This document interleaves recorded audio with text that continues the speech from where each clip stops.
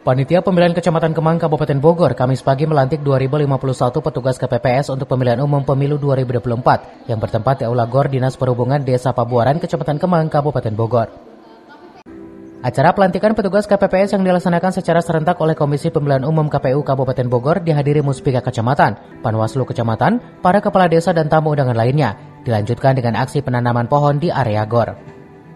Ketua PPK Kecamatan Kemang Ude Sugiri mengatakan sebanyak 2.051 petugas KPPS yang dilantik dengan total 301 TPS dari 8 desa, 1 kelurahan yang dilantik nantinya akan diberikan pembekalan dengan melalui kegiatan BIMTEK. Yang dilantik pada hari ini dari 301 itu karena ATS terpisah jadi 293 TPS. Kisaran di angka 2.000-an orang hari ini yang dilantik ke Kecamatan Kemang. Ini untuk ditempatkan di mana aja nih? Untuk desa-desanya, dari mulai desa Bojong, desa Jampang, desa Kemang, desa Pabuaran, desa Parakan, desa Pondok, desa Sebelah Barat, dan desa Tegal.